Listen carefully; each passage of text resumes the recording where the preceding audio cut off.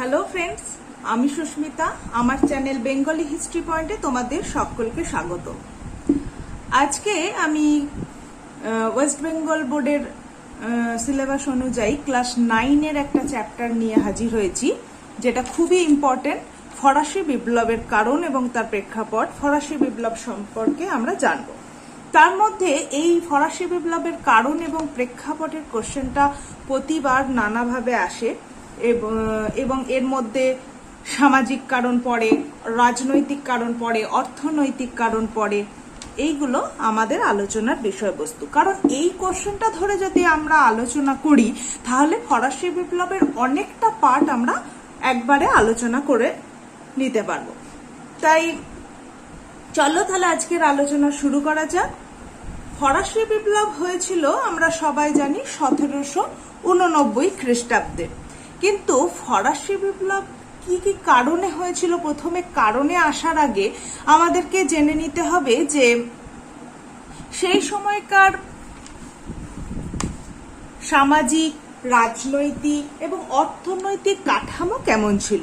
তাই আমি প্রথমে একটা একটা করে আলোচনা করছি এবং পরে আমি কিভাবে এই অ্যান্সারটা লিখতে হবে সেটা নিয়েও আলোচনা করে দেব।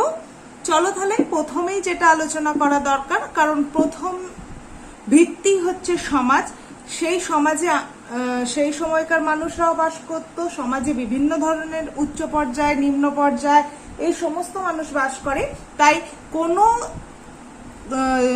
জিনিসের আগে প্রথমে আমরা সামাজিক পরিকাঠামো কেমন ছিল সেই সময়কার ফ্রান্সে সেটা আমরা দেখে নেব। সামাজিক পরিকাঠামো তোমরা দেখবে এই আশিয়ারিজম, এই কথাটা তোমরা পাবে। এই আশিয়ারিজম অর্থাৎ পুরাতন তন্ত্র। এই পুরাতন তন্ত্র তৎকালীন ফরাসি বিপ্লবের পূর্বে সারা ইউরোপে মানে এই ধরনের রাজনৈতিক, সামাজিক ও অর্থনৈতিক ব্যবস্থা কিন্তু প্রচলিত ছিল। এই অশিয়ারিজমের ওপর একটা কিন্তু তোমাদের টিকা আসে। তখন এই অশিয়ারিজম কি, আর এইটা হচ্ছে যে সমাজ কাঠামো চলতো প্রাক ফরাসি বিপ্লব ফ্রান্সে যে পরিকাঠামো চলতো, যে পুরাতন তন্ত্র চলতো, সেটাই হচ্ছে অশিয়ারিজম। তো এখানে ফ্রান্সের সমাজ 3টে স্তরে ভাগ ছিল। এটা হচ্ছে প্রথম এস্টেট, দ্বিতীয় এস্টেট। এদের ভাগগুলোকে এস্টেট বলা হয়, মানে স্তর।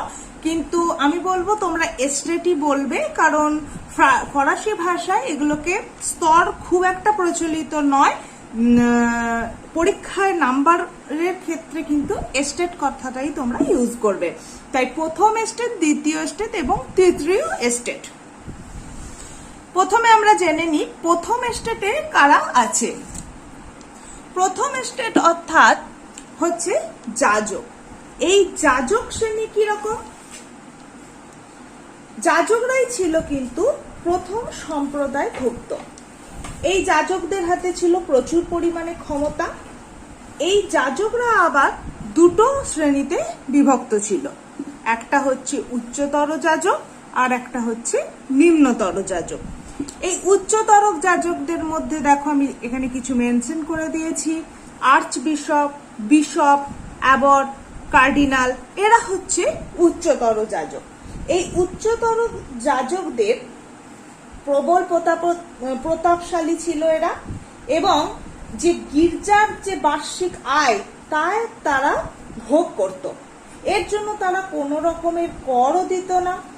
এর জন্য এরাই জোর করে সাধারণ মানুষের কাছ থেকে কিন্তু কর আদায় করত, যেটা আমরা পরে অর্থনৈতিক কাঠামো জানার সময় পড়ব।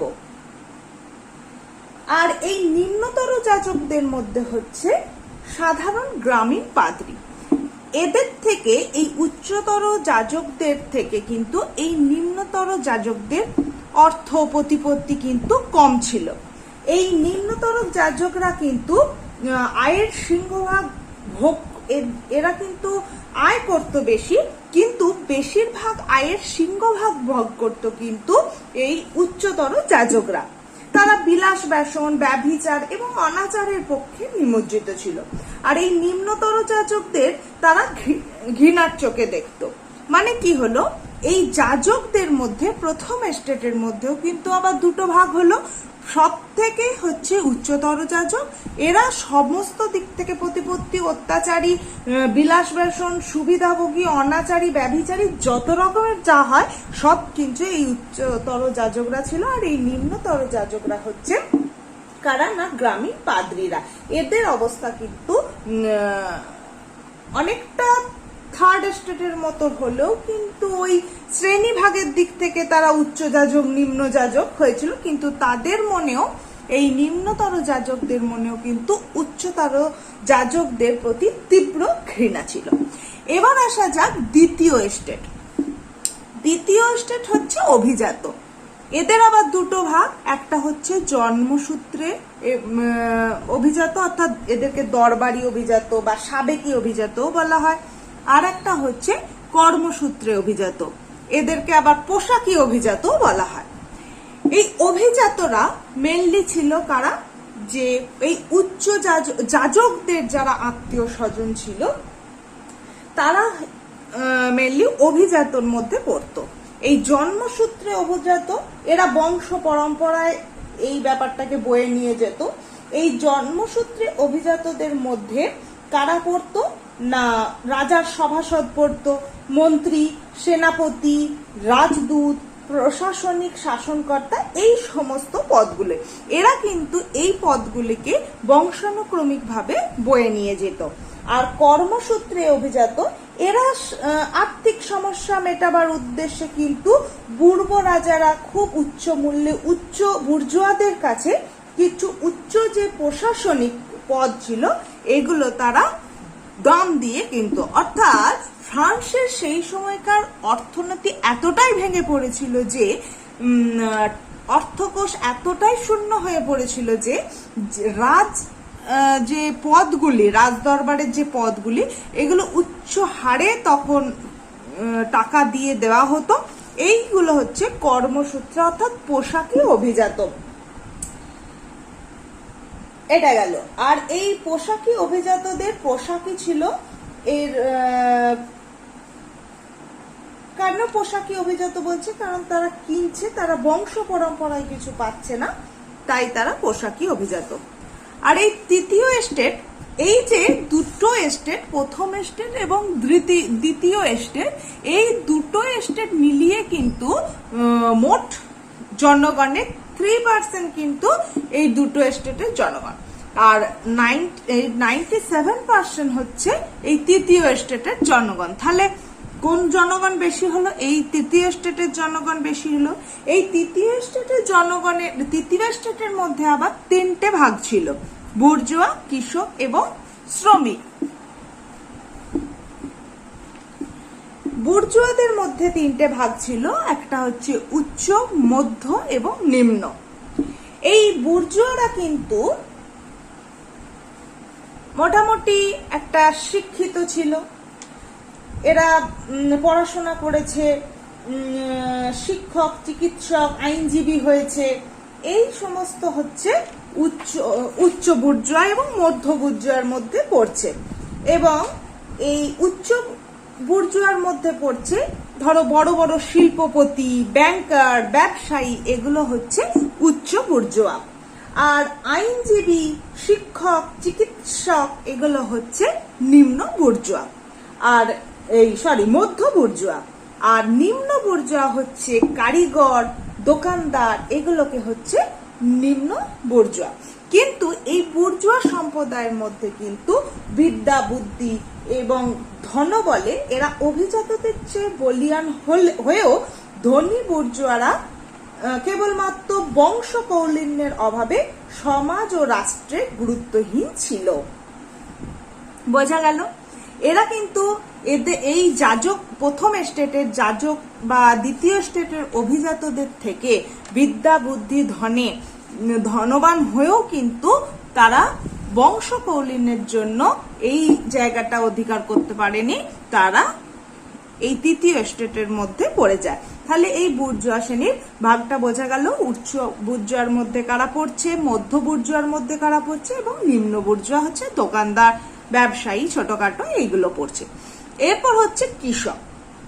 কৃষকের আবার ভাগ আছে, যেটা হচ্ছে স্বাধীন কৃষক, যার সংখ্যা খুব কম ছিল। এই ভাগ চাষির সংখ্যা বেশি ছিল। ভাগ চাষি হচ্ছে যে অন্যের জমিতে কাজ করে পারিশ্রমিক পাবে সেগুলো। আর এই খাজনা চাষির সংখ্যাও খুব কম ছিল, এদের অবস্থাও খুব সংকীর্ণ ছিল। খেত মজুরও সেম। বেশিরভাগটাই এই দুটো প্রায় ঢুকে যায় এই ভূমিদাসদের মধ্যে।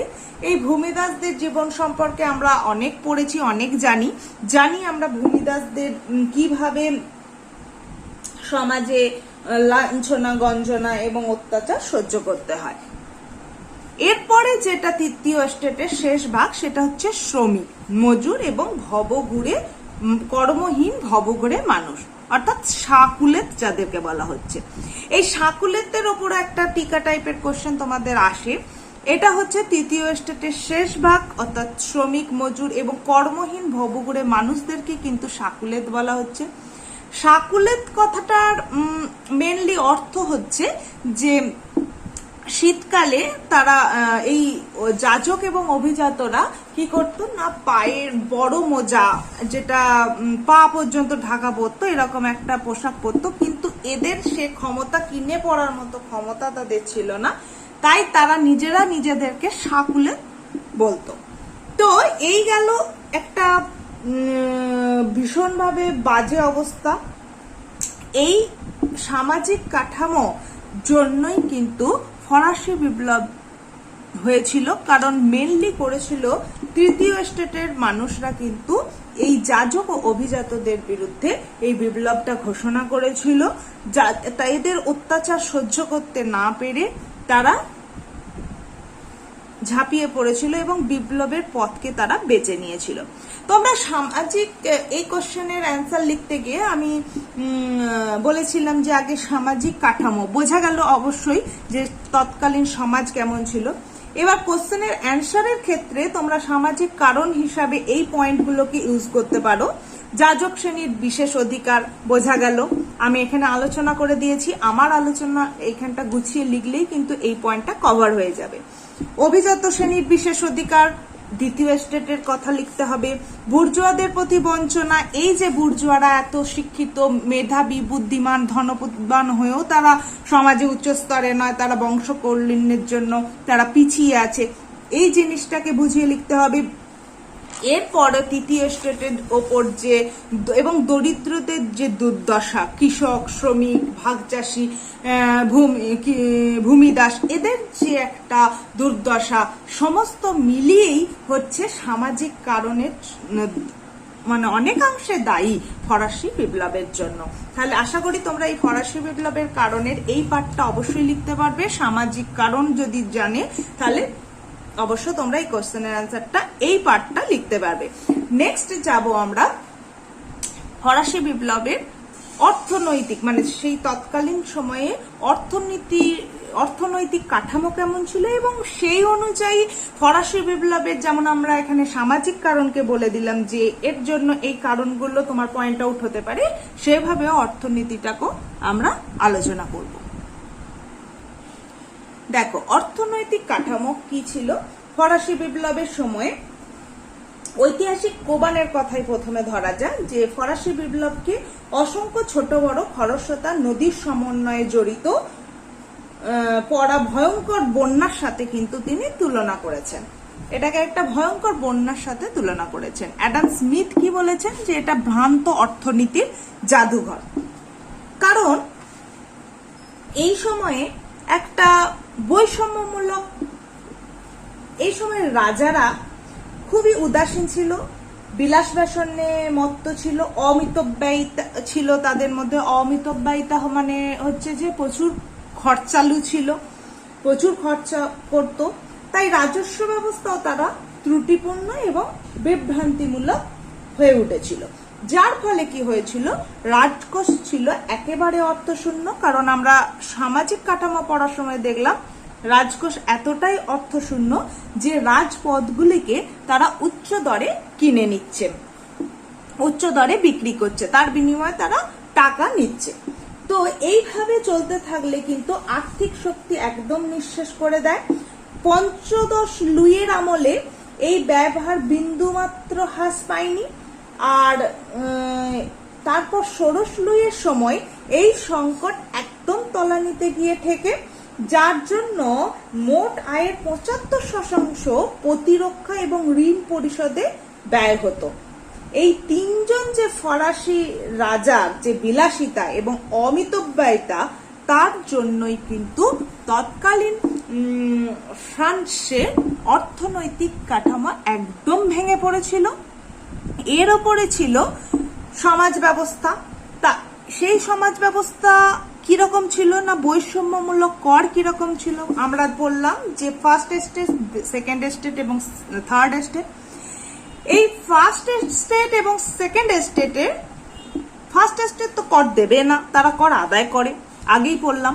সেকেন্ড এস্টেট কর ছাড় তাদের, তার কারণ তারা তাদের আত্মীয় স্বজন এই সমস্ত ব্যাপার তারা দেবে না। কিন্তু এরাই কিন্তু হচ্ছে ধরো 100 ভাগ সম্পত্তির 95 ভাগ সম্পত্তি কিন্তু এদের অধীনে। থার্ড এস্টেট কিন্তু সমস্ত কর দেবে, কিন্তু এদের সম্পত্তির মাত্রা হচ্ছে 5%। এখানে বিভিন্ন ধরনের করের কথা বলা হয়েছে, কিন্তু তার আগে দুটো কথা বলে নিতে চাই। ফরাসি সমাজ এতটাই বাজে ছিল যে অধিকারভোগী এবং অধিকারহীন এই দুটি শ্রেণীতে মূলত তারা বিভক্ত হয়ে গিয়েছিল। তৃতীয় সম্প্রদায়কেই দিতে হতো সমস্ত কর। রাষ্ট্র, জমিদার এবং গির্জা তারা তাদের বিভিন্ন ধরনের কর তাদের কাছ থেকে আদায় করত। যেমন ধরো টেইলি নামে ভূমি কর ছিল, এগুলো খুব ইম্পর্টেন্ট, এগুলো শর্ট কোশ্চেনে আসে অনেক সময় তোমাদের, এগুলো এই অ্যান্সারটা লিখতেও খুব কাজে লাগবে। টেইলি অর্থাৎ ভূমিকর। ক্যাপিটেশন হচ্ছে উৎপাদন ভিত্তিক আয়কর। ভ্যাটিএম হচ্ছে স্থাবর ও অস্থাবর সম্পত্তির উপর কর। গ্যাবেল হচ্ছে লবণ কর। টাইথ ধর্মকর। এডস মদ তামাক প্রভৃতির ওপর যে ধার্য কর। করভি হচ্ছে বাধ্যতামূলক শ্রম কর। এছাড়াও নানা ধরনের কর দিত, যেমন ধরো সামন্ত প্রভুদের কলে যদি গম জব ভাঙানো হতো বা মদ তৈরির জন্য উৎপাদিত শস্যের যে নির্দিষ্ট অংশ তাদেরকে কর হিসাবে দিতে হতো, যেটা দেখবে তোমরা বানালিতে এরকম একটা বলা হচ্ছে এই করটাকে। তো এইভাবে সমস্ত করের বোঝা মিটিয়ে কৃষকদের হাতে থাকতো তার আয়ের মাত্র 1/5, যা দিয়ে তার মানে ভরণ পোষণ জীবনযাপন চলা অসম্ভব হয়ে গিয়েছিল। এই অন্যায় এবং অযৌক্তিক কর আদায়ে প্রচন্ড কঠোরতাও অবলম্বন করা হতো। যে দিচ্ছে দেব, একটু ছাড় দেওয়া হলো, এটা কিন্তু নয়, তাদেরকে জোর জবরদস্তি করে কিন্তু এই কর আদায় করা হতো। এরপর আরেকটা যে অর্থনৈতিক সংকট ছিল সেটা কি না, 1702 থেকে 1798-তে যে যুদ্ধে তারা যোগদান করেছিল, আমেরিকার স্বাধীনতা যুদ্ধে, সেই আমেরিকার স্বাধীনতা যুদ্ধে প্রচুর পরিমাণে ব্যয় হয়েছিল, সেটাও একটা অর্থ সংকটের কারণ। এছাড়াও চতুর্দশ লুই এবং পঞ্চদশ লুই বিভিন্ন ব্যয়বহুল যুদ্ধে অংশগ্রহণ করত এবং সেখানে প্রচুর পরিমাণে অর্থ তারা ব্যয় করত। এরপর হচ্ছে এই তো গেল প্রশাসনিক ব্যয়ও একটা কারণ। রাজ পরিবারের বিলাসিতা, যেটা আমি বললাম, প্রচুর পরিমাণে তারা বিলাস ব্যসনে জীবন অতিবাহিত করত। এরপর হচ্ছে মুদ্রাস্ফীতি, কারণ এই সরকারের যে আভ্যন্তরীণ শুল্ক নীতি এবং শিল্প নিয়ন্ত্রণ ব্যবস্থার যে একটা কি বলবো ওটাকে,